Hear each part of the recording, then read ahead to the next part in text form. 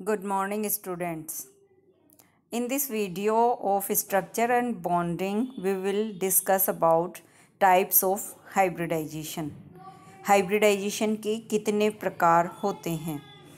Organic compounds में mainly hybridization 3 types के होते हैं. sp3 hybridization, sp2 hybridization and sp hybridization, which is depend upon the orbitals which participate to hybridize.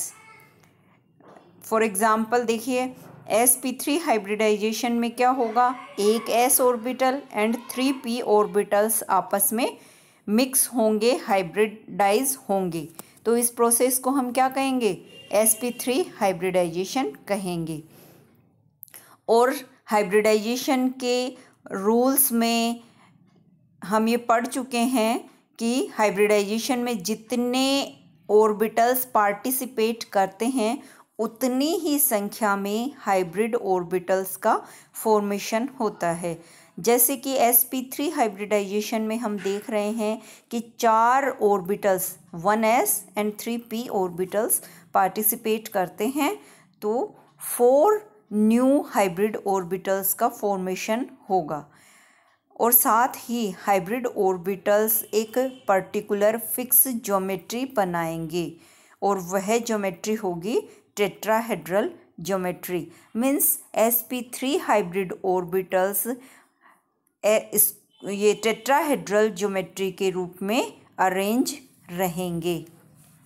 जैसा कि हम यहाँ डायग्राम में देख सकते हैं, एक s ऑर्बिटल है, px py p3 3p orbitals हैं एंड हाइब्रिडाइजेशन sp3 होने के बाद में ये tetrahedral arrangement sp3 hybrid orbitals occupy करते हैं. sp3 हाइब्रिडाइजेशन की कैरेक्टरिस्टिक्स, सभी sp3 हाइब्रिड ऑर्बिटल्स की सिमेट्री सेम होती है, जैसा कि हम यहाँ डायग्राम में देख सकते हैं. sp3 हाइब्रिडाइजेशन में वास्तव में 25% s character and 75% p character होते हैं. हाइब्रिडाइजेशन के दौरान p ऑर्बिटल्स की जो लेंथ होती है वो बेसिक लेंथ से कम हो जाती है. इनके बीच में मीन्स हाइब्रिड ऑर्बिटल्स के बीच में 109 डिग्री 28 मिनट्स का बॉन्ड एंगल होता है. टेट्राहेड्रल ज्योमेट्री ये बनाते हैं. इसके कुछ एग्जाम्पल्स अपन देख सकते हैं. मीथेन है, कार्बन टेट्राक्लोराइड है, अमोनिया है, वाटर है. इन सभी में sp3 हाइब्रिडाइजेशन पाया जाता है. मीथेन के एग्जाम्पल को हम देखें, मीथेन के साथ ही एथेन का भी एग्जाम्पल यहाँ पे दिया गया है. मीथेन में हमें पता है 4 sp3 हाइब्रिड ऑर्बिटल्स बनते हैं, जिनमें कार्बन से 4 हाइड्रोजन एटम्स जुड़ जाते हैं. कार्बन के मॉलिक्यूल में कार्बन एटम के ऑर्बिटल्स में sp3 हाइब्रिडाइजेशन होता है. 4 sp3 हाइब्रिड ऑर्बिटल्स बनते हैं जो एक दूसरे से टेट्राहेड्रल अरेंजमेंट बनाते हैं 109 डिग्री 28 मिनट का बॉन्ड एंगल रखते हुए. और इन चारों sp3 हाइब्रिड ऑर्बिटल्स से एक एक हाइड्रोजन एटम आकर के बॉन्ड फॉर्मेशन कर लेते हैं, बॉन्डिंग कर लेते हैं. 4 सिग्मा बॉन्ड यहाँ बन जाते हैं. एथेन में 4 sp3 हाइब्रिड ऑर्बिटल्स दोनों कार्बन के पास प्रेजेंट होते हैं. इनमें से 3 sp3 hybrid orbitals hydrogen atoms के साथ सिग्मा बॉन्ड बनाते हैं और शेष दोनों कार्बन पर एक एक sp3 हाइब्रिड ऑर्बिटल बच जाता है जो अपने एडजेसेंट कार्बन के sp3 हाइब्रिड ऑर्बिटल से सिग्मा बॉन्ड बनाता है. इस तरीके से हम ये देख सकते हैं कि एथेन में कुल 7 सिग्मा बॉन्ड बनते हैं. नेक्स्ट अपन बात करते हैं अमोनिया एंड वाटर की स्ट्रक्चर की. अमोनिया में हमें पता है एक नाइट्रोजन एटम सेंट्रल एटम होता है. इसमें भी sp3 हाइब्रिडाइजेशन पाया जाता है. देखिए डायग्राम में बताया गया है. नाइट्रोजन के चारों sp3 hybrid orbitals tetrahedrally arrange हो जाते हैं, लेकिन नाइट्रोजन के इन चारों हाइब्रिड ऑर्बिटल्स में से एक sp3 हाइब्रिड ऑर्बिटल्स के पास लोन पेयर ऑफ इलेक्ट्रॉन होता है। अतः अब ये आगे बॉन्ड फॉर्मेशन का काम नहीं करता है। 3 sp3 हाइब्रिड ऑर्बिटल्स में सिंगल इलेक्ट्रॉन्स होते हैं जो हाइड्रोजन के द्वारा एक एक इलेक्ट्रॉन के साथ पेयरिंग करके बॉन्ड का फॉर्मेशन कर लेते हैं। इस कारण से यहाँ पे अमोनिया की जो स्ट्रक्चर है अब टेट्राहेड्रल नहीं रह करके पिरामिडल हो जाती है, एक्चुअली ट्राइगोनल पिरामिडल बन जाती है। इसी तरीके से अपन वाटर मॉलिक्यूल की स्ट्रक्चर को वेरीफाई कर सकते हैं। ऑक्सीजन सेंट्रल एटम है, इसमें sp3 हाइब्रिडाइजेशन होता है। चारों sp3 hybrid orbitals tetrahedrally oxygen के चारों तरफ अरेंज रहते हैं। इसमें 2 sp3 हाइब्रिड ऑर्बिटल्स में लोन पेयर आ जाते हैं और 2 हाइड्रोजन के साथ सिग्मा बॉन्ड बना लेते हैं, तो वाटर मॉलिक्यूल की शेप वी शेप बन जाती है। नेक्स्ट अपन बात करते हैं sp2 हाइब्रिडाइजेशन की। sp2 हाइब्रिडाइजेशन में एक s एंड 2p ऑर्बिटल्स आपस में हाइब्रिडाइज होते हैं और नए 3sp2 हाइब्रिडाइज्ड ऑर्बिटल्स का फॉर्मेशन करते हैं।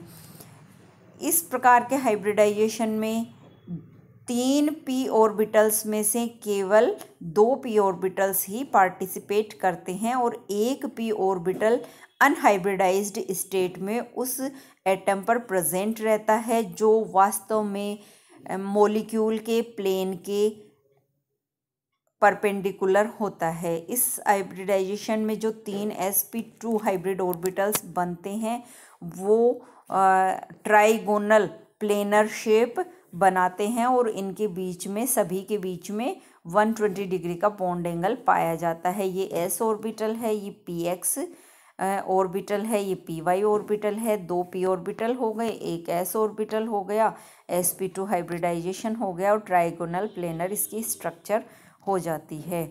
अनहाइब्रिड p ऑर्बिटल जो कार्बन पर प्रेजेंट होता है अपने निकटवर्ती कार्बन के साथ पाई बॉन्ड का फॉर्मेशन कर लेता है।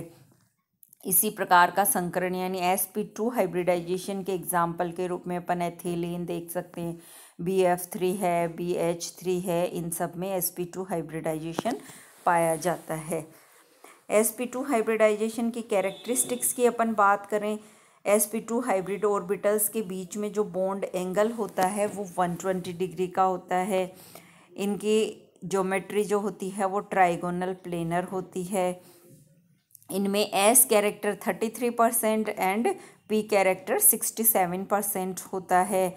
sp2 हाइब्रिड 2 कार्बन एटम्स के बीच में एक सिग्मा बॉन्ड होता है और एक पाई बॉन्ड भी प्रेजेंट होता है। sp2 हाइब्रिडाइजेशन के रूप में हम एथिलीन का एग्जाम्पल देख सकते हैं। एथिलीन में क्या होता है, 2 कार्बन एटम होते हैं, दोनों में ही sp2 हाइब्रिडाइजेशन होता है, तो दोनों कार्बन एटम्स के बीच में sp2 हाइब्रिडाइजेशन के द्वारा एक सिग्मा बॉन्ड बनता है और दूसरा pi bond unhybrid p orbitals के कारण से बनता है और शेष दोनों sp2 हाइब्रिड ऑर्बिटल्स जो दोनों कार्बन एटम्स पे प्रेजेंट है वो 2 हाइड्रोजन एटम्स के साथ में बॉन्ड फॉर्मेशन कर लेते हैं। ये यहाँ देखिए डायग्राम में अपन देख सकते हैं,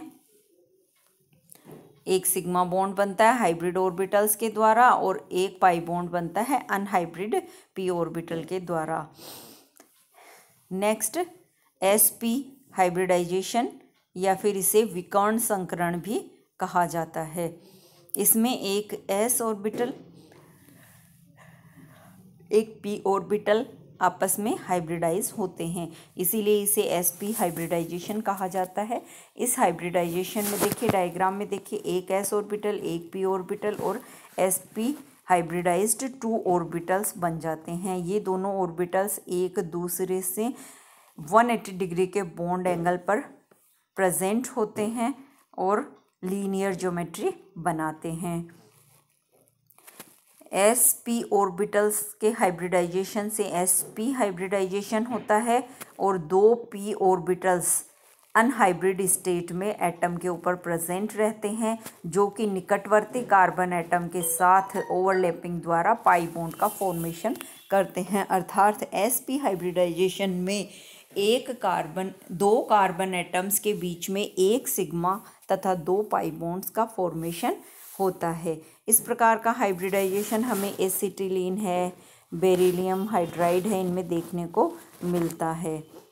sp हाइब्रिडाइजेशन की कैरेक्टरिस्टिक हम देख सकते हैं। sp हाइब्रिड ऑर्बिटल्स के बीच में बॉन्ड एंगल 180 डिग्री का बनता है।